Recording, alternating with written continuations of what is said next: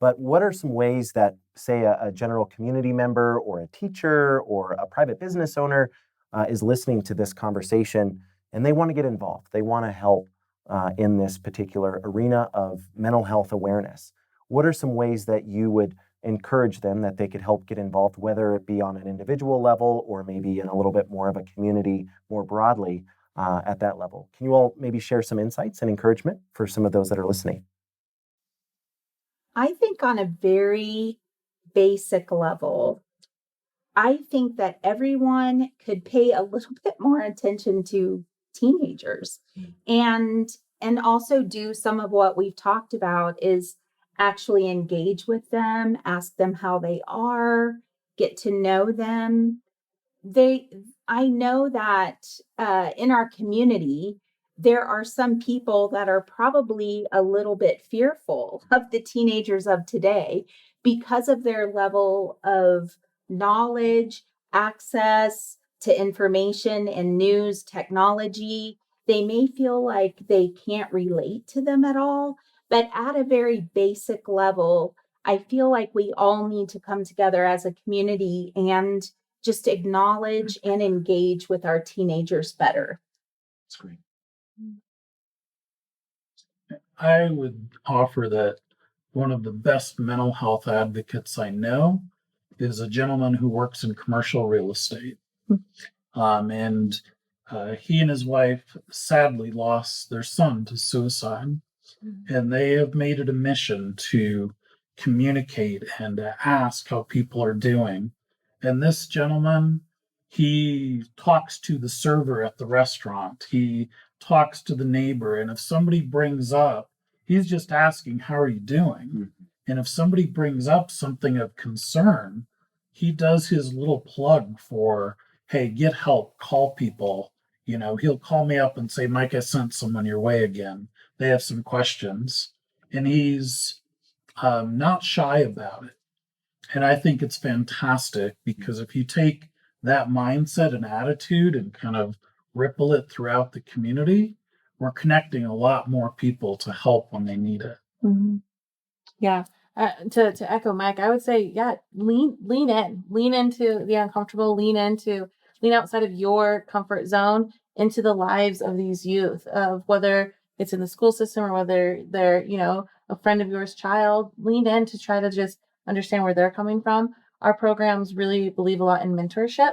And because a lot of our teenagers, they need extra support. As I said, I think a community really helps raise a child. And so for other adults to be able to step up in a healthy way, to be able to just, help with expertise or interests and hobbies, or just being that sounding board where sometimes it might be hard to talk to their parent, but lean into that to try to give back into our teenagers because they are scary, but they're really not that scary. And they really just need more people to hear them out. And again, as we've been talking about belongingness, that doesn't just mean belongingness with their peers, but really feeling how do they enter back into society as adults, and having adults that care for them is a huge step in that. So there's a lot of opportunities for mentorship, and it doesn't have to always be individual. It can be in group settings if that's, more comfortable for people. But that's wonderful. No, thank you all so much for sharing that. And I think just to build on that, I want to ask just another question.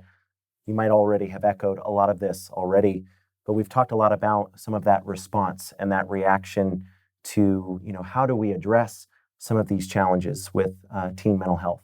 So what are some takeaways for our community members on ways that we can get ahead of this and be proactive in terms of ultimately preventing this mental health and depression from becoming an issue in the first place?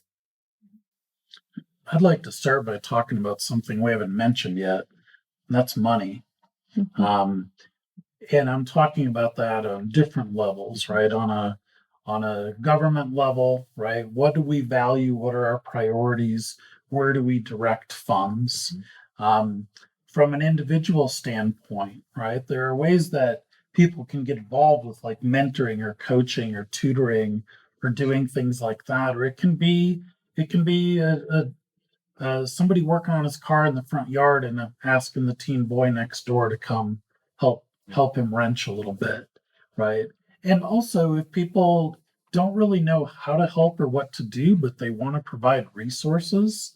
There are nonprofits that focus and work on mental health that you can donate and prioritize. There are a lot of good needs out there. But if we're really going to get serious about prioritizing teen mental health, you can't do that without talking about resourcing. One of the reasons where Colorado is ranked last, dead last, 50th, is because we don't allocate as much financial resources to the issue, to the problem. So hopefully some of this raising awareness and conversation, some of the resourcing, financial and otherwise, has to follow if we really want to move from talking about it to making a difference. Mhm.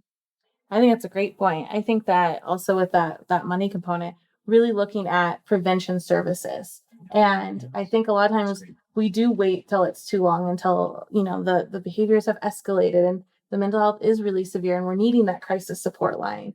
But being able to really shift our focus on more of those prevention services. And I think that that's parents can really equip themselves with, whether it's parenting classes or support groups, or just learning how to communicate with a teenager, and being or a child, every stage, right?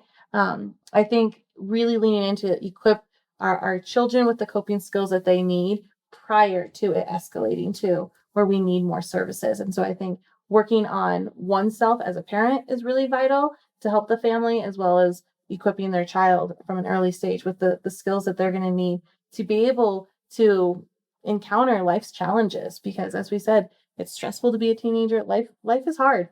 And so really focusing in on those programs that are focused on prevention, as well as that skill building for parents and children, I think can really shift the trajectory of where mental health is going in Colorado. That's great. For sure.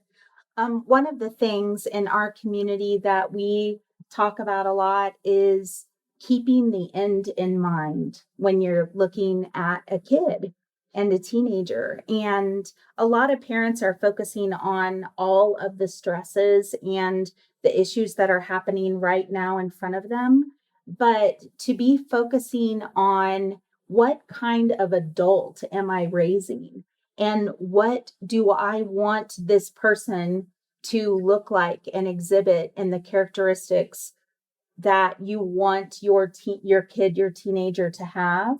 And when you're doing that, you need to widen your circle. And how many voices and intentional voices do you want to speak into your kid's life to really be focusing on the type of adult you want them to be? And we've said it multiple times, but living in community and leaning on each other is really important. Parents cannot do it alone. They may think they can, but they can't. And even as a parent myself, I always needed community to help me get my kids through different things throughout their lives.